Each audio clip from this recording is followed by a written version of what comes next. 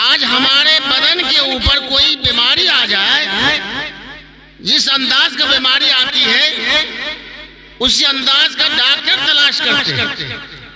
اگر بخار آ جائے تو چھوٹے ڈاکٹر کے پاس جاتے ہیں، اس سے بڑی بیماری آتی ہے تو اس سے بڑے ڈاکٹر کے پاس جاتے ہیں۔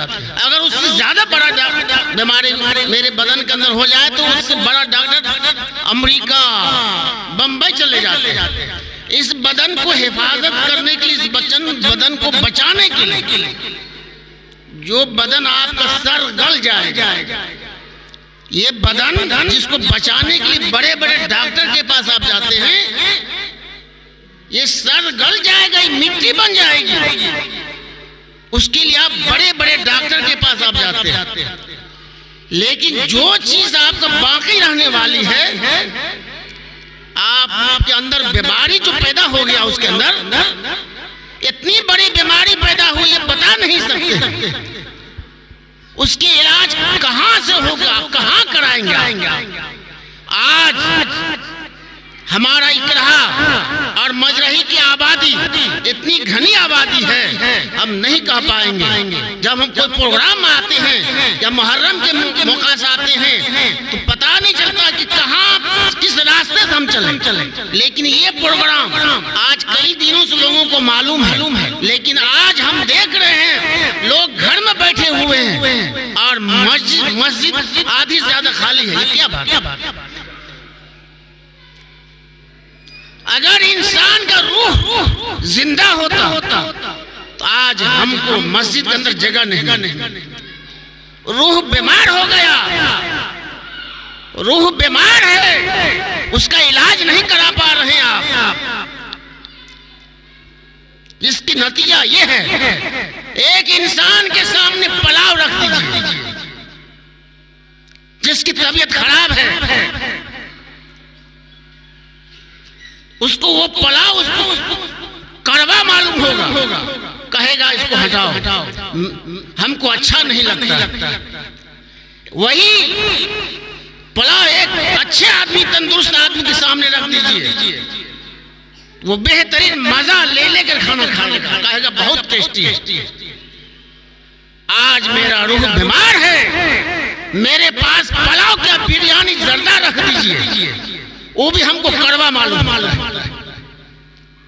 اس لیے یاد رکھ لیجئے، بیان تو مفتی صاحب کی، مولانا صاحب کی ہوگی، لیکن روح کی بیماری جو آپ کے اندر ہے، اگر آج دنیا کے اندر آپ نے اس کا علاج نہیں کیا، یاد رکھ لیجئے اس کا علاج قبر کے اندر ہوگا، قبر کے اندر۔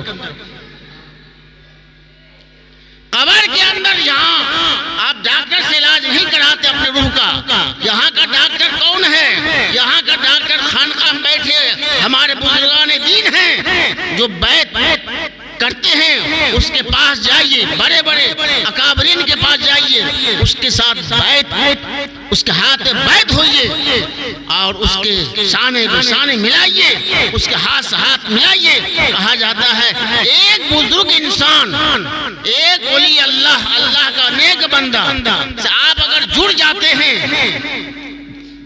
تو کل جب وہ جنت میں جائیں گے، آپ کا کڑی جب اس سے لگ جائے گا تو آپ اس کے ساتھ جنت میں چلے جائیں گے۔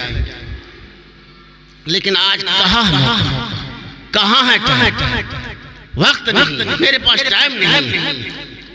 تو میں نے کلام پاک کا آیت جو تلاوت کی تھی، وَيْلٌ لِّلْمُطَفِّفِينَ الَّذِينَ يَكْتَالُونَ عَلَى النَّاسِ يَسْتَوْفُونَ، لوگ ناپ تول میں کمی زیادتی کرتے ہیں، جب دینے کا وقت ہوتا ہے تو کم کرتے ہیں، جب لینے کا وقت ہوتا ہے تو زیادہ لیتے ہیں۔ ہم یہ سمجھتے ہیں کہ کمی بیشی ہم لوگ کرتے ہیں، ناپ تول میں بزنس میں کمی بیشی کرتے ہیں، لیکن یاد رکھ لیجیے کمی بیشی ایک ہی چیز میں نہیں ہوتا ہے۔ ایک انسان کا حق آپ کے اوپر ہے، اگر اس میں کمی بیشی کرتے ہیں تو وہ بھی کمی بیشی ہوتا ہے۔ ایک شوہر کا حق بیوی کے اوپر ہے، ایک بیوی کا حق شوہر کے اوپر ہے، اگر شوہر بیوی کا حق ادا نہیں کرتا ہے تو کمی بیشی کرتی ہے۔ ایک شوہر اپنی محبت کو بیوی کی طرف دینا چاہیے، اس کا حق ہے۔ ایک انسان اس محبت کو ایک غیر مرد کی طرف ڈالتا ہے. جو حق اس بیوی کا ہے اس حق کو آپ نے دوسرے عورت کی جانب اس کو ڈال دیا.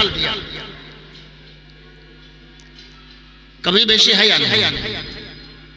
وہ حق بیوی کا تھا، وہ محبت بیوی کا تھا، اس محبت کو آپ نے اس غیر محرم عورت کی طرف ڈال دیا. تو بیوی کا جو حق تھا وہ حق میں آپ نے کمی بیشی کیا. یا بیوی جو شوہر سے محبت کرنی چاہیے اس کا جو حق تھا بیوی اسی محبت کو غیر مرد کی طرف ڈال دیا، غیر مرد سے محبت کرنے لگا. جو مرد کا شوہر کا حق تھا اس حق کو ختم کر کے دوسرے غیر مرد کی طرف اس حق کو ڈال دیا.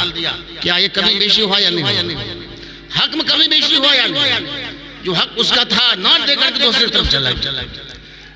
یہ آج کا معاملہ ہے، آج کا ہمارے دور کا معاملہ ہے. یاد رکھ لیجیے یہ معاملہ اگر نہیں سدھرا تو آپ کل جہنم کے اندر آپ کو اتنی بڑی سزا ملے گی. ہم آپ قرآن کی آیت آپ کے سامنے پیش کرتے ہیں. نار اللہ الموقدۃ التی تطلع علی الافئدہ. وہ انسان جو محبت میں کمی بیشی کرے گا، بیوی کا حق دوسرے طرف ڈالے گا، بیوی شوہر کا حق دوسرے طرف ڈالے گا، کمی بیشی کرے گا. جو حق بیوی کا تھا بیوی کو نہیں دیا، شوہر کا حق تھا شوہر کو نہیں دیا، دوسرے طرف ڈال دیا، گناہ طرف چلا گیا. نار اللہ الموقدۃ التی تطلع علی الافئدہ. کہ جہنم کے اندر ایک ستون آگ کا ستون ہوگا، اس ستون کے اندر وہ انسان کو باندھ دیا جائے گا اور آگ کے انگارے کا ایک میزائل ہوگا. اس میزائل سے انسان کو ایسا مارے گا جا کے اس کے سینے میں لگے گا اور کہا جائے گا تم نے اس محبت کو جو بیوی کا محبت تھا دوسری طرف ڈال دیا تھا، جو شوہر کا محبت تھا دوسرے غیر عورت کی طرف ڈال دیا تھا، غیر مرد کی طرف ڈال دیا تھا. اس کی سزا یہ ہے تم کو قیامت تک یہ آگ کا میزائل تم کو مارا جائے گا، تمہارا سینہ چاک چاک ہو جائے گا. کہاں بچیں گے؟ کیسے بچیں گے؟ آج یہ حالات ہمارے سماج اور معاشرے کا اصلاحی پروگرام ہے، اس لیے میں نے آپ کے سامنے یہ بات رکھی ہے. ہماری اصلاح علاقے کی، ہمارے سماج کی اصلاح کیسے ہوگی؟ ایک انسان اتنا گناہ کرتے کرتے اتنا دھندلا ہو گیا ہے اس کو اپنے گناہ کا بھی پتہ نہیں چلتا ہے. کہتا ہے ہم 5 وقت کی نماز پڑھتے مولانا صاحب، ہم تو حضرت بن گئے، ہم تو اللہ کو پہچان لیے، ہم تو بہت بڑا ولی بن گئے. یاد رکھ لیجیے میں نے حدیث بھی پڑھی تھی، من عرف نفسہ فقد عرف ربہ. وہ انسان، کوئی بھی انسان اللہ کو پہچان نہیں سکتا ہے، کوئی بھی انسان اللہ کو پہچان نہیں سکتا ہے. من عرف نفسہ، جب تک وہ انسان اپنے نفس کو نہیں پہچان لے گا. جو کہتا ہے اللہ کو ہم پہچان لیے وہ جھوٹ بولتا ہے. حدیث کہتا ہے من عرف نفسہ، وہ انسان جب تک اپنے نفس کو نہیں پہچانے گا ہم نے کتنا گناہ کر لیا، کتنا بے ایمانی کر لیا، کتنا شیطانی کر لیا، کتنا حرام مال کھا لیا. فقد عرف ربہ، تب تک وہ اللہ کو نہیں پہچانتا ہے. جب تک اپنی نفس کو نہیں پہچان لے گا. ہم نے کتنی کمی کیا آج پورے دن میں، صبح سے لے کر شام تک کتنا گناہ کیا، کتنا جھوٹ بولا، کتنی نماز نہیں چھوڑا، کتنا حرام مال کھایا، کتنی گالی دیا، کتنی شکایت کیا. جب تک وہ اپنے نفس کو نہیں پہچان لے گا تب تک وہ اللہ کو نہیں پہچان. اس لیے آج ضرورت اس چیز کی ہے کہ ہم اپنے نفس کو پہچانیں، اپنے بدن کو پہچانیں. یہ میرا بدن قبر کے اندر چلا جائے گا، یہ جسم میرا راکھ ہو جائے گا، مٹی ہو جائے گا، لیکن یہ میرا روح باقی رہے گا. اس روح کی اصلاح ہم کو کرنی چاہیے. اگر نہیں کرتے ہیں تو اللہ یہ ہمارے پکڑ ہو جائے گی.